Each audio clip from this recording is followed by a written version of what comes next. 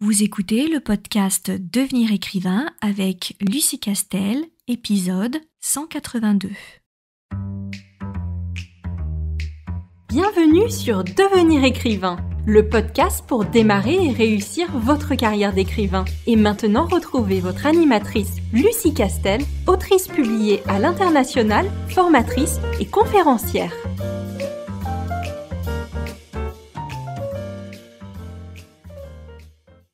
Bonjour, je suis ravie de te retrouver pour un nouvel épisode consacré aujourd'hui à 7 choses que j'ai apprises après avoir écrit 14 romans. Et j'aimerais les partager avec toi et peut-être que certaines choses vont avoir un écho auprès de toi ou peut-être certaines autres, tu vas te demander pourquoi est-ce que c'est si important pour moi, mais en tout cas, en ce qui me concerne, c'est la conclusion à laquelle je suis arrivée après ces 14 romans et ça me rajeunit pas.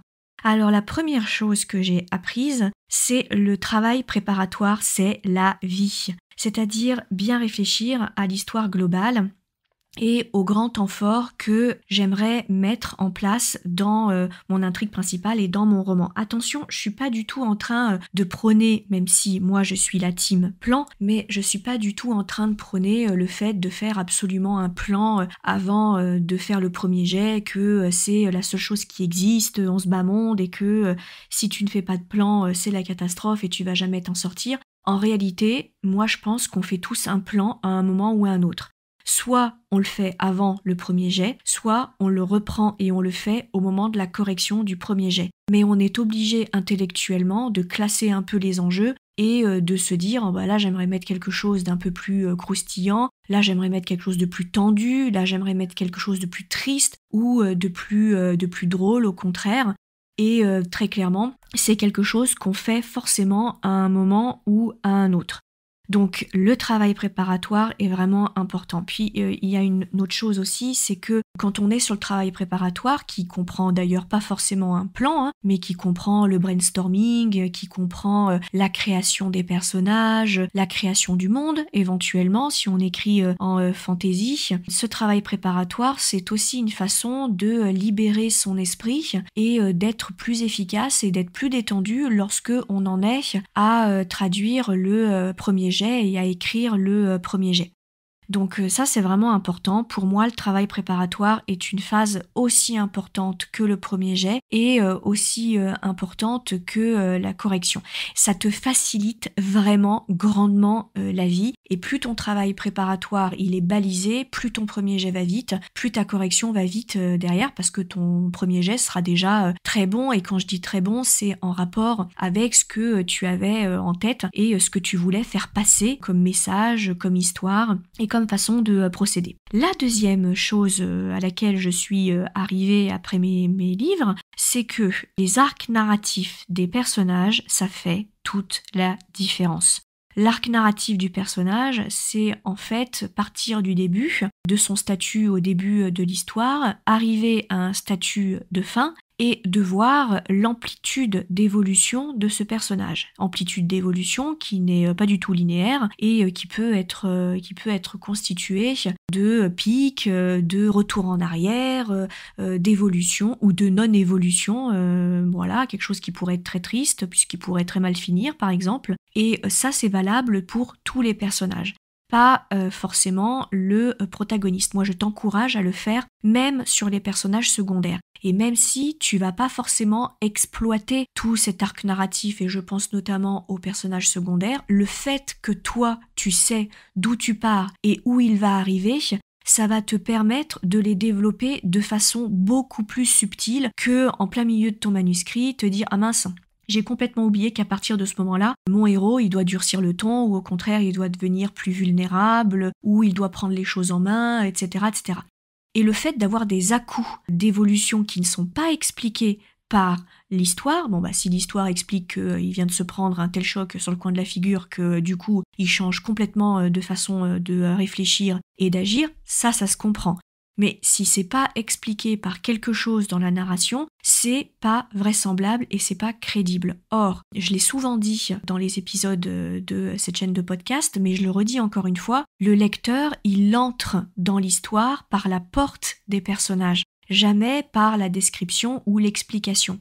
En fait, le lecteur va ressentir des émotions parce que tes personnages, peu importe lesquels d'ailleurs, parce que tes personnages ressentent des émotions. Et parce que l'histoire a un impact sur ces personnages, l'histoire va avoir un impact sur le lecteur. Si ton histoire n'a aucun impact sur les personnages, comment veux-tu que l'histoire ait un impact sur le lecteur ?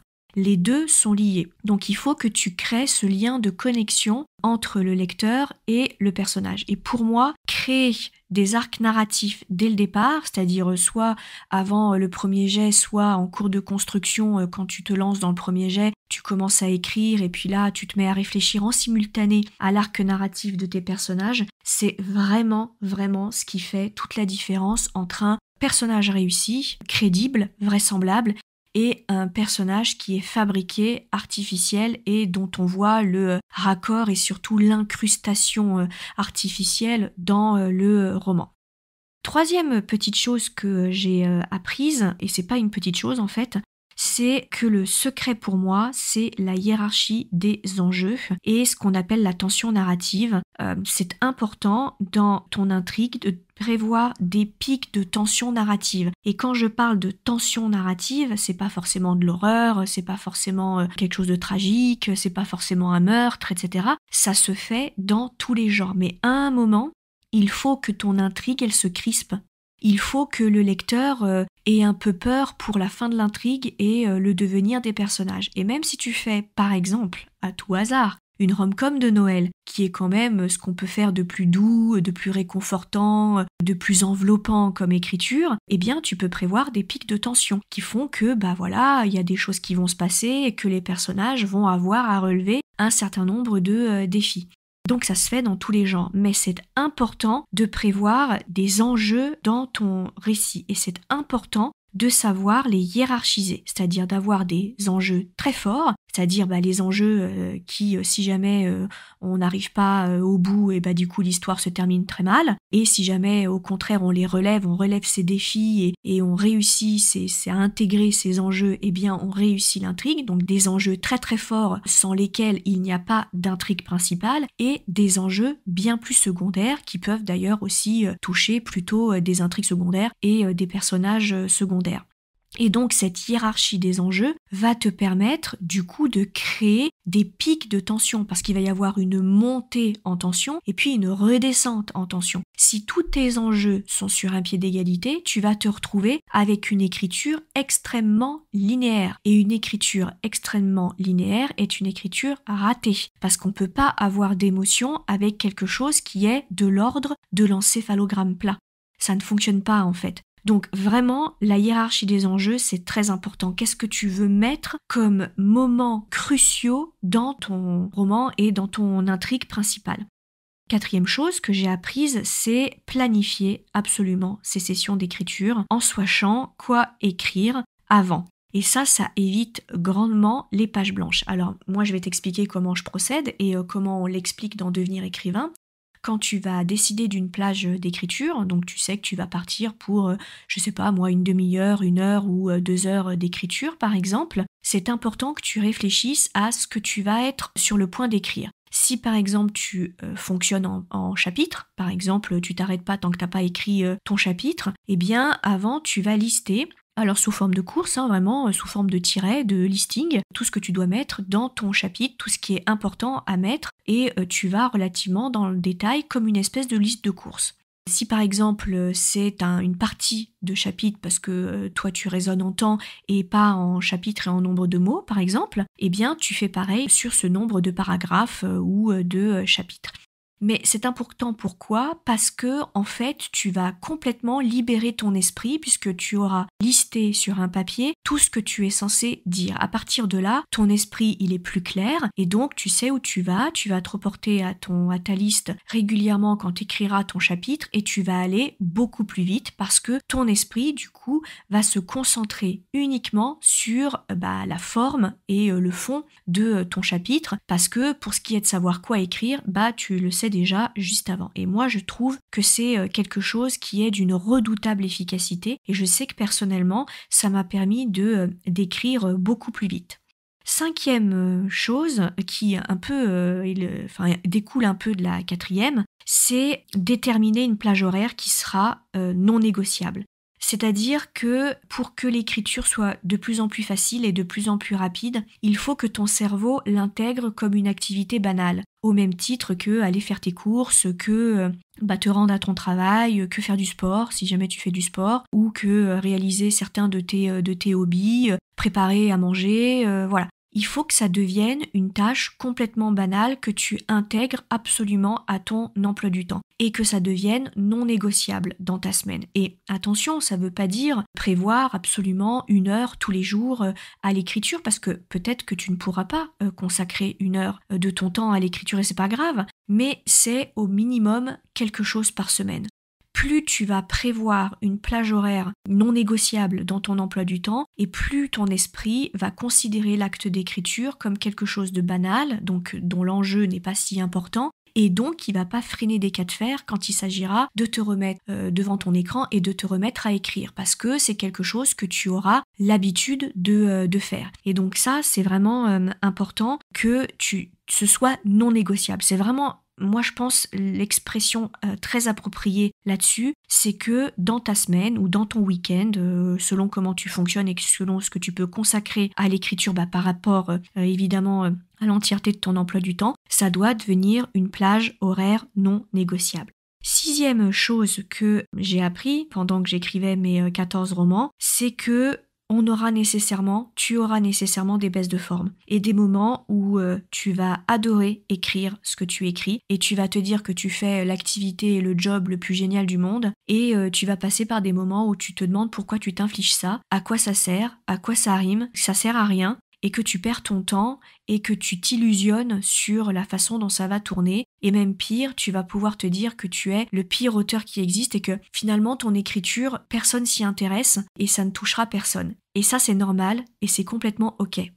Il faut que tu te dises dès le départ que ça fait partie des moments de dépression littéraire, si je peux m'exprimer ainsi avec beaucoup de guillemets évidemment, qui font partie de la routine d'écriture.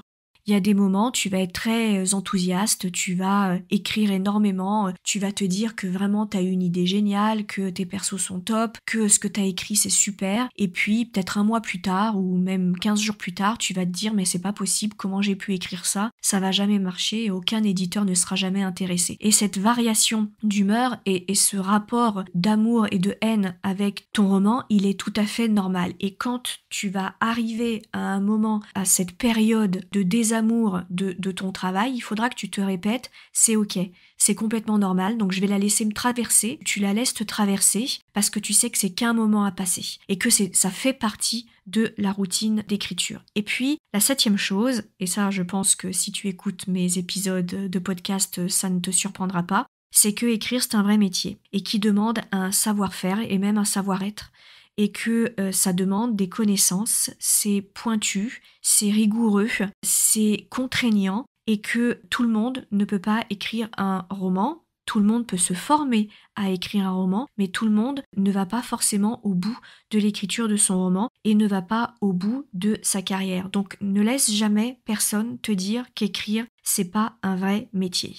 Voilà ce que je voulais partager avec toi et surtout je voulais te dire, n'hésite pas à t'abonner pour plus de contenu à notre newsletter sur licares.fr, licares.fr pour évidemment plus d'anecdotes et plus de conseils d'écriture. Et moi, je te dis à très très vite pour un nouvel épisode de podcast. Si tu veux apprendre à écrire un roman de qualité professionnelle et séduire les éditeurs, si tu veux qu'une équipe complète de professionnels t'accompagne dans ce projet, tu dois rejoindre Devenir écrivain, projet best-seller. C'est la formation la plus complète et individualisée pour t'aider à concrétiser ton rêve d'écriture. Inscris-toi sur licares.fr/formation, licares.fr/formation pour avoir toutes les informations.